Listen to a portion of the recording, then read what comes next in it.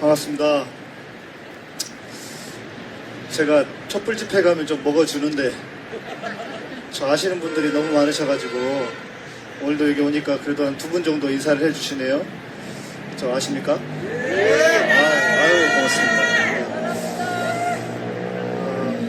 서울은 오늘도 많은 분들이 모이셨다고. 처음에 4시경에는 좀 쉬어가시는 게 아닌가 싶다고 그랬는데 지금 서울에는 또 몇만 분의 시민들께서 함께하고 계신다고 합니다. 비록 뭐 그만큼의 규모는 아니지만 여러분들이 일당 100, 일당 1000, 일당 만, 일당 10만 하시는 분들이라고 저는 확신합니다. 제가 항상 연설을 하면 준비를 해옵니다. 길어지지 않게 하려고. 그래서 제가 준비해온 것들을 읽고 또 한 가지 우리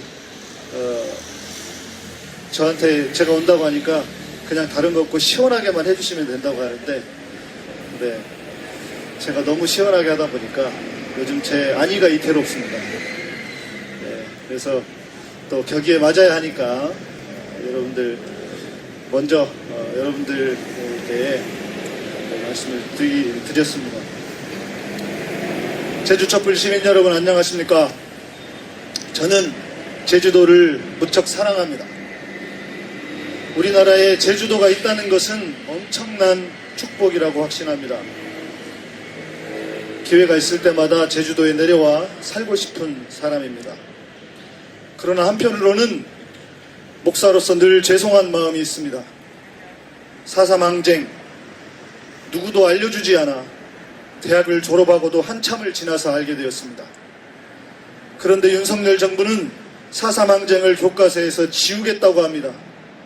썩어빠진 정부입니다. 4.3의 주범은 한국교회였습니다. 한국교회가 그렇게 존경에 맞지 않았던 한경직 목사를 중심으로 한 서북청년단의 만행이었습니다. 저는 4.3 항쟁을 알게 된 순간부터 한국교회가 이 엄청난 죄악을 반드시 사죄해야 한다고 생각했습니다. 그러나 한국교회가 나서서 그런 사죄를 했는지 잘 모르겠습니다.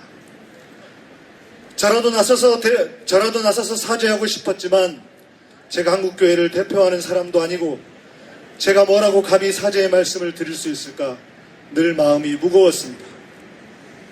5만 개나 된다는 한국교회, 저는 15만 명이나 되는 목사 중 한 명일 뿐이지만 이 자리를 빌어 저라도 사죄드리고자 합니다.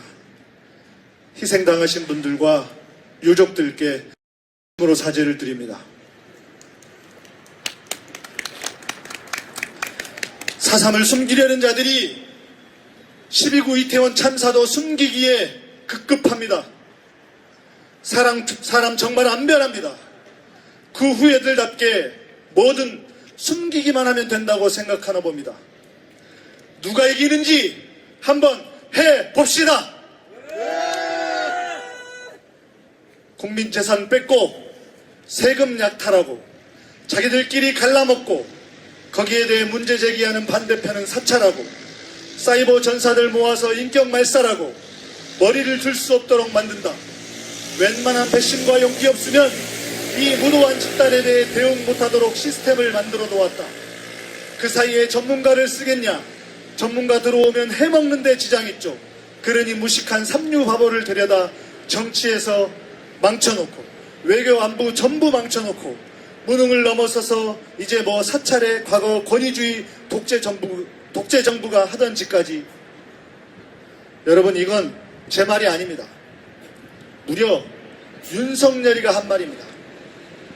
대선 전에 한 말들 다들 기억하실 것입니다. 자기가 자기를 예언해서 욕하는 이렇게 훌륭한 멍청이입니다. 대장동 50억 클럽 온 국민이 다 알고 있지 않습니까? 진짜 돈 먹은 사람들은 수사하지 않고 증거도 없는 수사만 하면서 조작쇼를 다시 보여주고 있습니다. 그러면서도 윤석열이는 자기는 뉴스 볼 시간이 없어서 모른다고 합니다. 맨날 술이나 드셔서 그런가 봅니다. 검찰총장 출신이 대통령이 되었는데 그걸 믿으라는 겁니까? 정말 국민들을 개돼지로 보는 것 아닙니까? 국민은 인류인데 정치는 삼류. 우리나라는 정치만 바뀌면 모든 것이 잘 될 수 있는 나라입니다. 솔직히 말해봅시다. 대한민국의 정치인 중에 이재명만큼 깨끗하고 능력있고 공적인 소명을 가진 사람이 있습니까?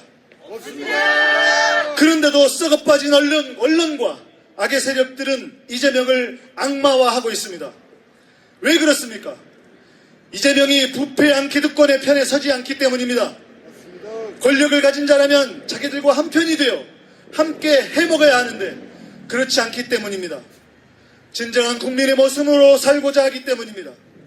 예수님도 기득권자들에 의해 십자가 처형을 당했습니다.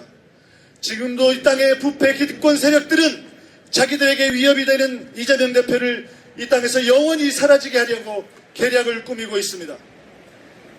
국진당에만 그런 사람이 있다고 생각하십니까?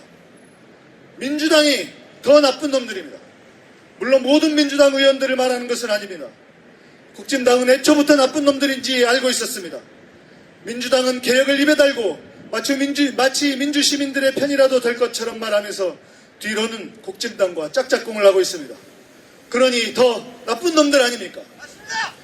자기들이 먼저 나서서 당대표를 감옥에 보내려는 흉악한 놈들입니다. 수박들 정말 지긋지긋합니다.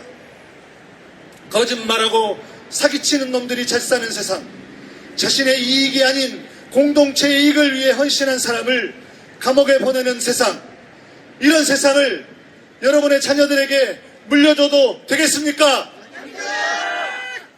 어떤 사람은 저에게 묻습니다. 윤석열 따위가 대통령이고 검찰 독재의 나라, 우리나라에 희망이 있냐고 묻습니다.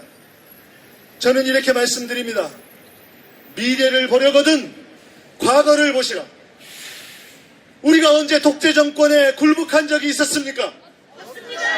우리 국민들이 언제 정의를 포기한 적이 있었습니까? 없습니다. 우리는 한 번도 그런 적이 없습니다. 일제에 항거하고 독재에도 목숨 걸고 싸웠습니다. 그래서 이루어낸 민주주의입니다. 그런 과거, 그런 역사를 가진 우리는 지금도 절대로 좌절하거나 포기하지 않을 것입니다. 우리는 반드시 희망과 정의를 얻어내고 말 것입니다. 제주도는 선거의 바로미터라고 하는 것입니다. 제주도가 선택하면 온 나라가 선택합니다. 여러분, 끝까지 포기하지 않고 윤석열 퇴진에 앞장서 주시겠습니까? 여러분이 힘을 더 내주십시오. 그래서 윤석열 없는 세상, 국진당 없는 세상, 함께 잘 사는 아름다운 세상을 만들어 봅시다. 구하겠습니다. 우리가 주인이다. 윤석열은 퇴진하라. 우리가 주인이다. 윤석열은 퇴진하라. 우리가 주인이다. 윤석열은 퇴진하라. 감사합니다.